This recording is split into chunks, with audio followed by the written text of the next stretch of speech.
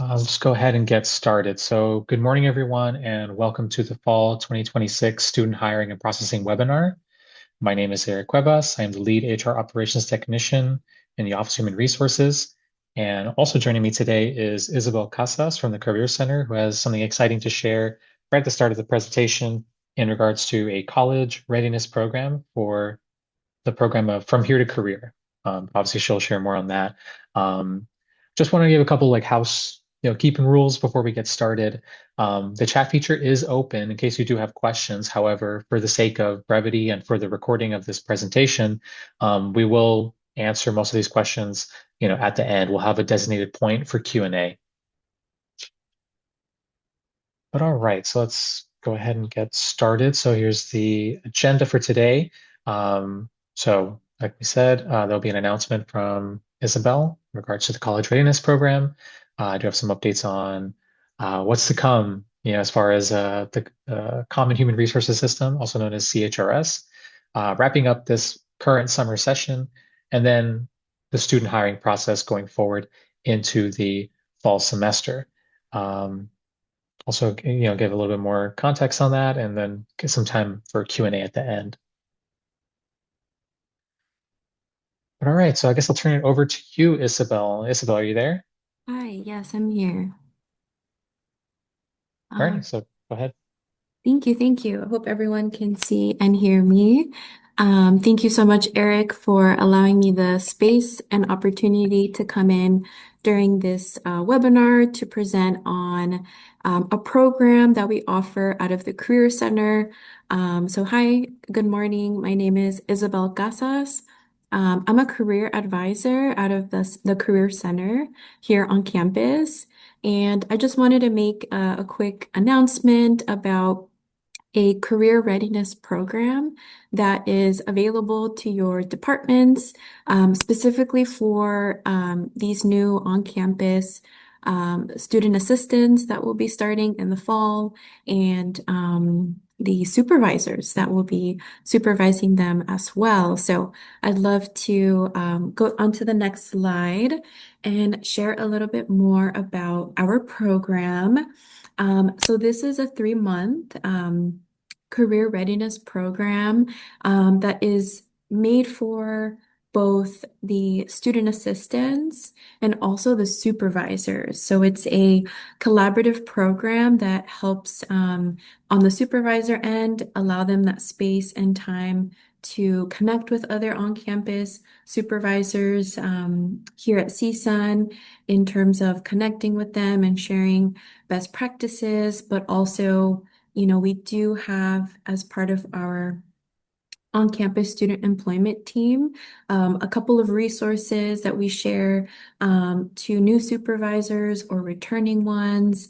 And then on the student side, of course, it's a really great opportunity for your student assistants to learn key skills to help them develop and prepare for that next opportunity, especially once they graduate. So we're really here to help the student assistants have a high impact experience in their on-campus job through online learning. We have Canvas modules that guide them through different key skills. They have a peer mentor who's a current undergrad student that they can connect with for support. They also will meet with me once a semester or once during the program to check in on their goals and what support they might need related to career development. And also, it's a space for them to have some time to work on their professional development. We have a lot of events that we host out of the Career Center and workshops that the students are asked to participate in as well. Um, Now we acknowledge, right, that, basically I'll share some resources with Eric after the fact to give you guys some more information about this, but it's a great opportunity. Students will get a Canvas e-badge at the end of this, a special grad cord as well, and then we host a recognition in May that both the supervisors and students can join. The next slide is just a set of some pictures that we've had from the past, where it's that culmination ceremony, right? Of, from the moment that they started to the recognition, the supervisors, develop that relationship and, are receiving, of course, the tools and the resources to be able to, um, you know, have career conversations with their students. And, we provide all of that for you guys or for staff in your department. And as you can see there, it's been a great experience, and hopefully this is an opportunity for you all to share with the departments. I believe the next slide is just a quick QR code situation there to um, have you all scan it and take a look at our registration form. We are in this cohort model, so if you or anyone from your department would like to participate in the fall, you can take a look there in terms of our, registration window. But there's also opportunities to participate in the spring now, which is exciting. And so, if you share this opportunity with your departments, we just ask about the actual staff, um, fill out the form, and essentially connect with the student assistants to see who would be interested in joining. So that's a wrap on my announcement here. Our website does a really good job of showing everything as well. So again, after the fact, once my computer's up and running, I'll send that over to Eric to send to you. All right. So as far as an update on what is known as CHRS, I'm sure most of you have heard, this topic come up from time to time. That what is CHRS, right? And so this is the Common Human Resources System. This is something that has been in the works for quite a long time, but it is now official. It is real. It really is happening. And just to let you know, this is an effort to get all of the CSU campuses under an upgraded, what we're calling the 9.2 system of PeopleSoft. So this is going to impact just about every aspect of, as far as our HR system is concerned, whether it comes from time and labor or entering in faculty, or in this case, entering in students, everything is going to be upgraded, and there will be some changes to note as well. So we are currently part of Wave 5. I believe it's alongside with the Chancellor's Office and a few other campuses, some of the larger ones. So we're currently, as far as the HR team and some of our campus partners, in finance and IT and other areas, we're currently in the testing phases right now. So a lot is kind of going on behind the scenes before we're able to kind of really roll out and give like a proper update. But just kind of wanted to give you guys just a preliminary heads up. Our current go live date is March of 2027. And again, just to reiterate, there will be more process changes to come for student hiring and processing in particular. So for example, a big one that's probably going to come up that we've been kind of discussing is that the instructional student assistants, also known as ISAs, those will be processed through what's called the temporary academic employment module, alongside with the other academic student employees, similar to how teaching associates or graduate assistants are handled. And it won't be through the student module anymore. So just more of a heads up that there will be changes that will be coming forth, in the coming months. So right now we're still in the testing phases, but obviously once we have more information, we'll be sharing that with the campus at large. Okay. As far as wrapping up summer, so the enrollment eligibility for summer, and as far as what the enrollment counts that we're using, will be valid through the end of summer session, which is in this case August 19th. It's technically the non-academic period that we're considering. So in this case, if you have a student who's currently under 1874, the taxable student assistant code. So if your student's in this classification currently in the summer, but you know they're going to be enrolled half-time or higher during the fall, then you would need to hire them in either the 1860 or the 1861 if they're work study, effective August 20th and onward.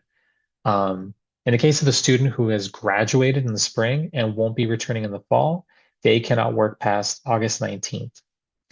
Now, as far as mastering process, normally we've aligned those with the start of the semester.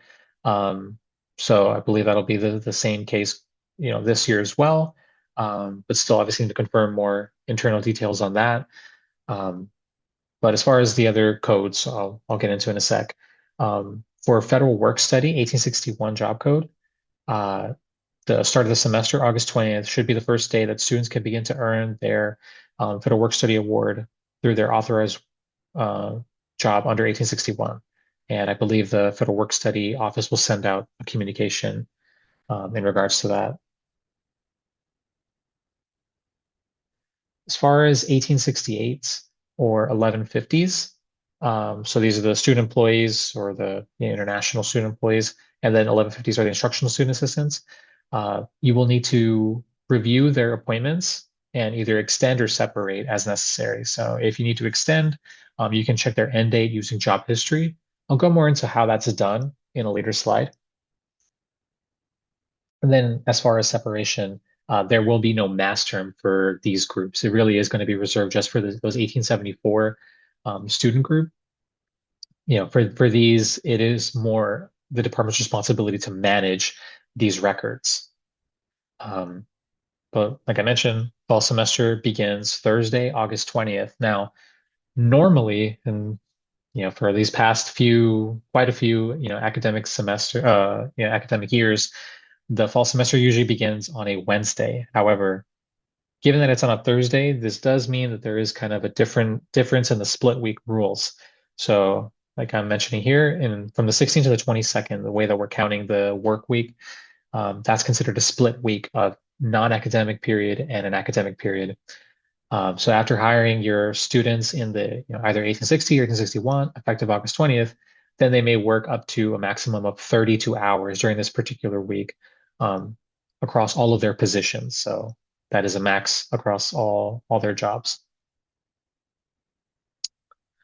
So a little bit more on the split work week. So this is when the academic semester starts in the middle of a work week. So in this case, since it's on a Thursday, this means that the first 3 days of this work week would still be under the break time period and can be considered full-time, while the remaining days of the week would be in the restriction of half-time. So the total hours that can be worked in this split week scenario is 32. Again, it doesn't have to align perfectly with this. This is more just like a general kind of example that I'm providing here. So yeah, it should kind of all fall in like a combination of 32 max. I also wanted to give a note, a reminder for everybody in regards to meals and breaks for student assistants.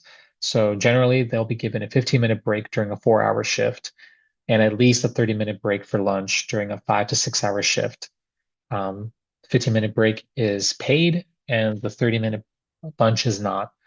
And you can't accumulate the 15-minute break with lunch and you can't alter their normal work schedule. But if you do need more information, Classification and Compensation has provided a rest break and meal period scenarios sheet. And there's a hyperlink there. So once the slides are on the HR website, you'll be able to access it there. Okay, going on background checks and onboarding information. So in regards to student workers, my understanding is that they only have to undergo a background check if they're required by law. Given if they're in a sensitive position, working with minors, sworn CSU, police personnel, cadets, dispatchers, or if they have access to criminal offender information, drugs, medication, patient information, or if they have cash handling responsibilities. But if you do have more questions, please check with background checks at csun.edu for more information on that. But yes, all student workers will need to sign in if it is their first appointment or if they haven't worked in 18 months. To schedule a sign-in appointment, please email HR customer service at csun.edu. Yeah, office hours Monday to Friday, by appointment only. Please provide all new hires with the new employee sign-in form as it is required for the scheduling, and it must be completed by the department. But yeah, so kind of the same paperwork across the board for student assistants and instructional student assistants at this time. So, kind of I know previously we did have different kinds of forms for different kinds of student codes, but I think we're just consolidating them all under just one kind of uh, sign-in document. Okay, as far as choosing the right job code for your student's work, so there are a lot of job codes that are used in the student module at this time. Um, Namely the two largest ones being the 1860 student assistant classification and the 1150 instructional student assistant classification. And obviously there's more like subsets in those as well. So for on-campus work study, that would be 1861. For 1868, that's the student employees who are under a J1 and F1 visa. 1874 is a taxable student assistant. And again, this is based on student enrollment, not necessarily just for summer, although it is usually reserved for that. If a student is enrolled under half-time for their, whether it's undergrad or grad, um, classification. And so the use during the academic semesters is on a case-by-case basis. So if you know that your student is going to be enrolled under half-time and there is a need for work, then please reach out to HR operations so that we can help you in setting up an 1874 position should that come up.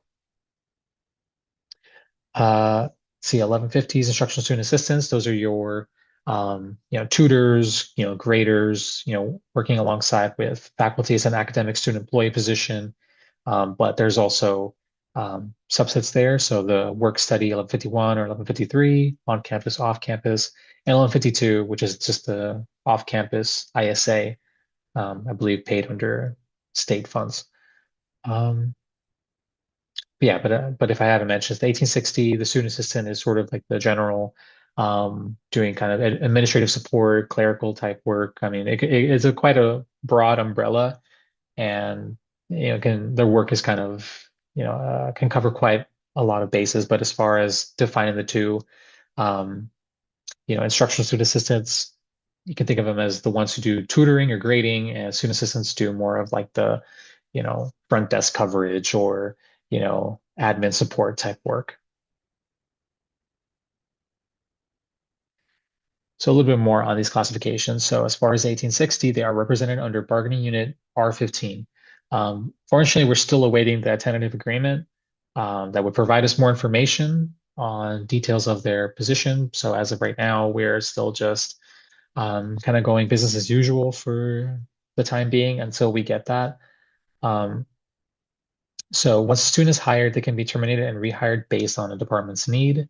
Once they are hired or have a job change done, they will receive an appointment notice, which I'll mention in a later slide.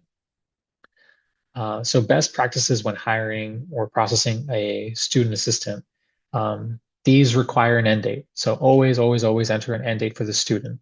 We're currently asking that the default end date is to the end of May 2027, just kind of cover the academic year, just kind of like a large portion of time. That way, the appointments will stay active, and in the case of any kind of transactions, can just kind of happen along that period of time.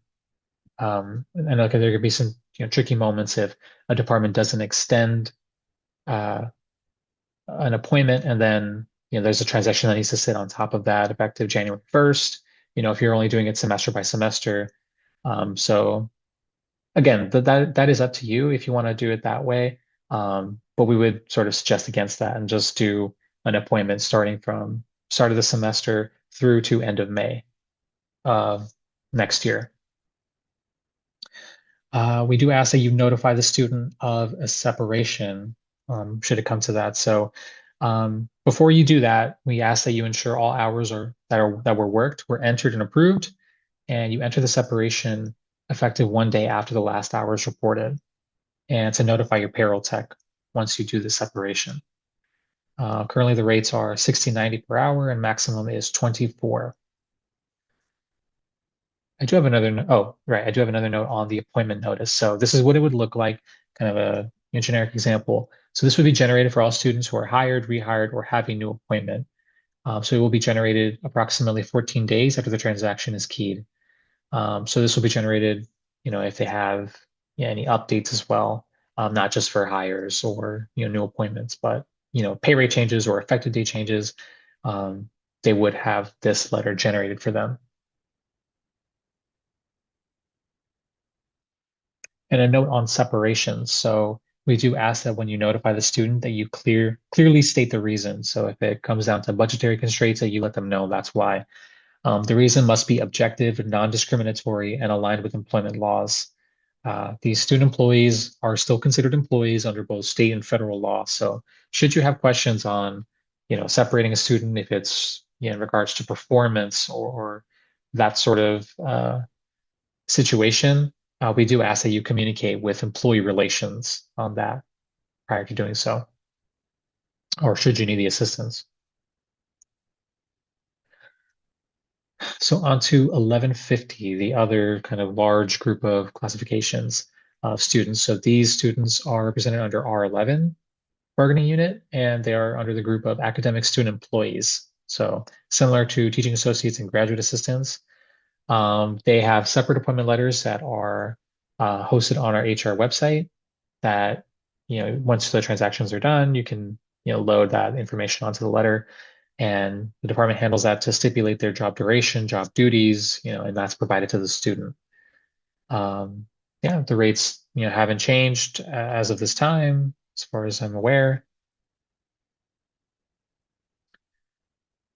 And yes, so the action reason. So I know in the past I had kind of given two different sets of action reason codes for 1860 and for 1150s, but these will just all be kind of used similarly across all positions. So obviously the most common one you'll see is the HIRCON, known as hire concurrent job. Another one you'll see quite often is the TEREND, the termination and temporary appointment. Like I mentioned, the effective date field would be the last day worked plus 1 calendar day, not business day, 1 calendar day. And only submit these termination rows only after the hours have been entered and approved in the timesheet. If you're bringing back someone who is in a terminated status, you would use REH, rehire, rehire. And for extending appointments, pay increases, you would use DTA, APT, data change, new temporary appointment.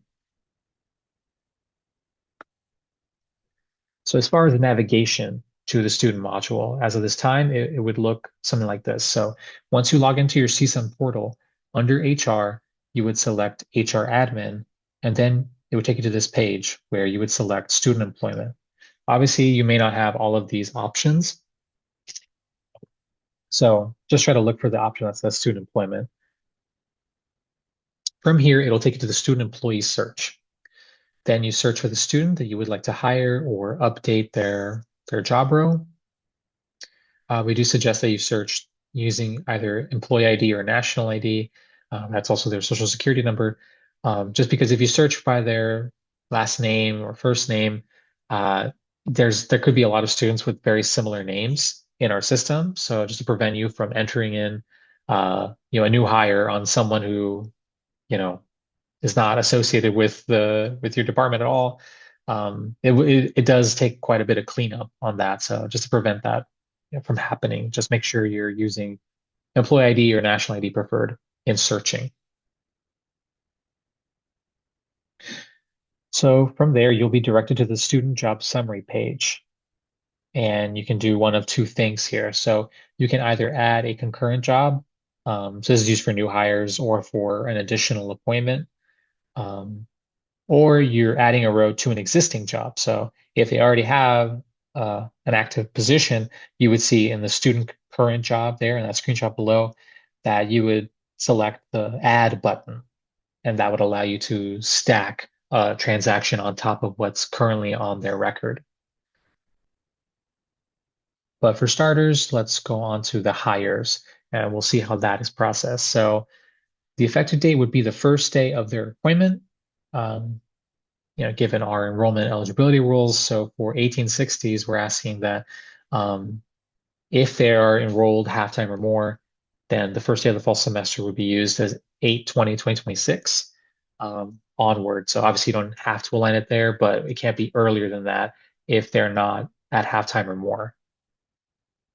So action reason is HIR is already defaulted, so you just need to type in or use the magnifying glass to search for CON. The position number, it's a code that's associated with department ID. It's a 5-digit, and then also the job code. So you can, if you don't know it off the top of your head, you can use the search with the magnifying glass to enter that in. I believe it gives you options to filter it based on your department ID, job code, then you would enter in the hourly rate for the student. Make sure to check the CSU salary schedule to confirm the minimum and maximum rate to make sure that you're paying them appropriately. I believe I do add a link for the CSU salary schedule at the end of this presentation. So in case you want to do access that, it'll be provided there. You don't need to mess with standard hours. It usually defaults to 4. Again, the hours, are entered in through timesheet. It's a positive attendance type appointment. So it's just more something like an item that just kind of sits there. You don't need to adjust it. Then you definitely need to enter in the expected end date. So 1860s will default to the end of the May 2027 pay period. Now you would hit save and the hire will be loaded. As far as separations, just a reminder again that it would be the effective date was always one day after the last day worked. So if I'm putting October 12th, 2026, then that means their last day worked was the 11th. Then you would just enter in the TEREND, and because it's already on an existing record, you wouldn't need to change any other data points. So you don't need to mess with the position number or expected end date or anything like that, because it is driven off of the effective date and the transaction. So that action reason and effective date are the drivers for this separation transaction. Now, let's say you wanted to do a extension of an appointment, but you've hired your student and maybe it's been a few months and maybe just you don't remember where their appointment last ended. So let's say you entered it in actually just for one semester, it was through the 24th.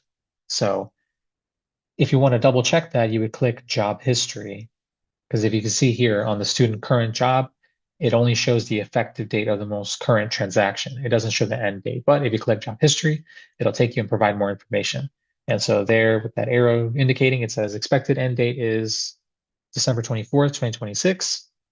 So if you want to extend them, it would look like this. So you would add a row and it would take you to this page to add student job, and the effective date, it will be one day after. So make sure that there's no gaps in the appointment. So use the job history to confirm the end date, and then one day after the appointment's previous end date, you would enter in that effective date. So if it was the 24th, now it's the 25th. And I know it's a holiday, but just as far as continuous appointments, that's how it would work. So action reason here would be DTA APT. The hourly rate, it would kind of stay the same unless you're doing a merit increase or a salary increase in this case. So the effective date would always align with the first day of the pay period. And should you have questions on when the first day of a pay period is, because it doesn't always align with the first, you can check the payroll calendar for clarification. And expected end date, this is important. Make sure to update to reflect the new end date for this new appointment.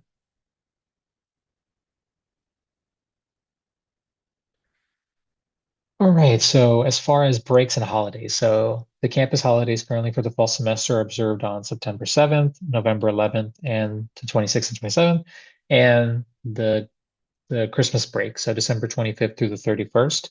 And students are not expected to work on those days. Should there be a critical requirement to work those days, I believe we're still requiring that the departments send over a formal request to the AVP of HR for approval. So as far as non-academic periods after the holiday breaks, this would be January 4th through the 15th. A student may work a maximum of 40 hours per week for all student jobs combined, and they can't work more than 40 hours in a work week.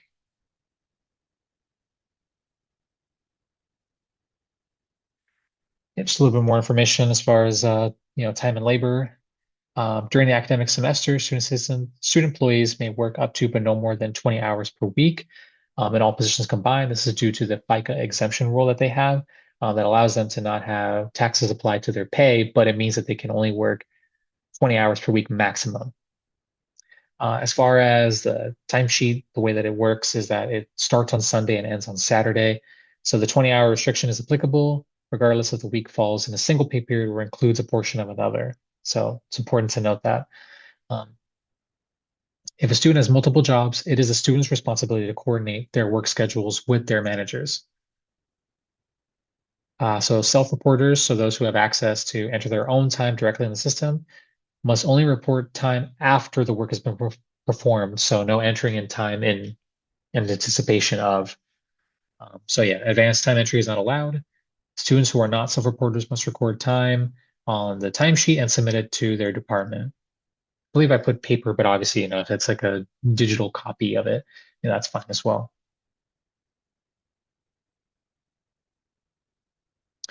All right, and kind of finishing up here. Uh, as far as contacting, if you have questions on hiring or processing, you can always contact the appropriate HR operations technician for your department. I provided a list of all of us here. I believe specifically on student hires and like new sign-ins and students who completed the sign-in packet. I know Solvi has been instrumental in helping us in our area in processing all of that. So just want to give a quick shout out to Solvi Erickson there. She does amazing work. But yeah, so information's there, the colleges and areas that we cover, and some of the resources that I use to cover the material that I discussed today. So as far as finding this, slide deck and more resources as far as guides, that we have the student employment guides posted on our payroll operations website. There's also the CSU salary schedule to double check the rates. We also have our calendars and schedules for payroll available as well.